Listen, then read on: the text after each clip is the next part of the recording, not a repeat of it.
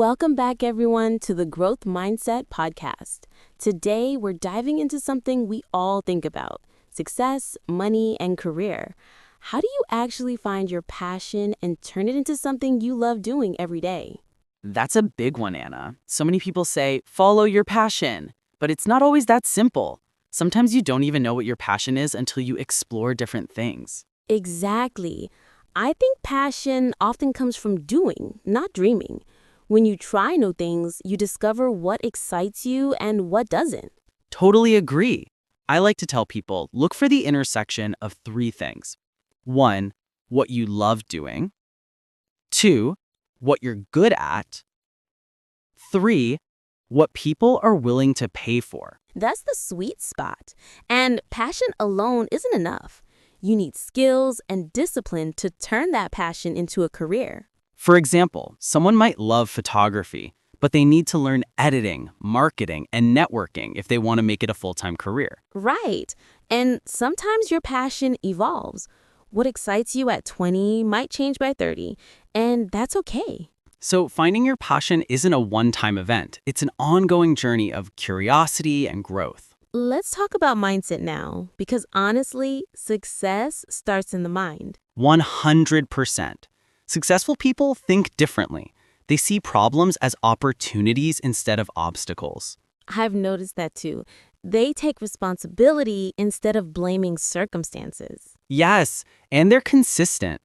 Success is rarely about massive talent. It's about daily habits and discipline. I remember reading about athletes who train even when they don't feel like it. That's what separates amateurs from professionals: consistency. And another thing, successful people never stop learning.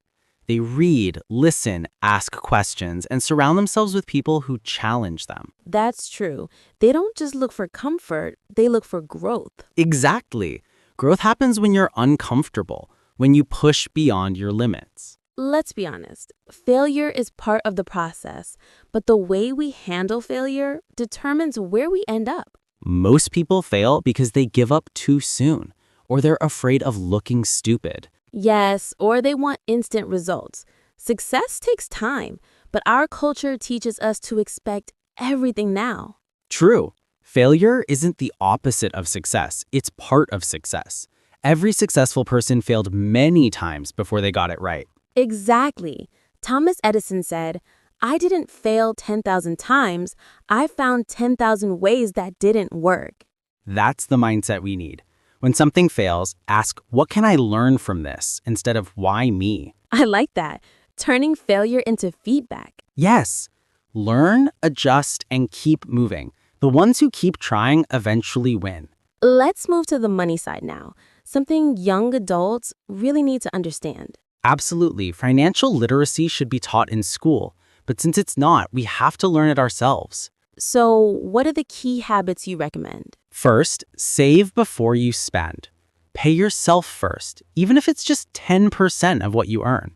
That's powerful. And second? Avoid bad debt. Use credit cards wisely. If you can't pay it off monthly, don't buy it. I'd add invest early. Even small investments can grow big over time, thanks to compound interest. Yes, time is your best friend. The earlier you start, the easier it is. And one more, live below your means. Just because you can afford something doesn't mean you should buy it. Right.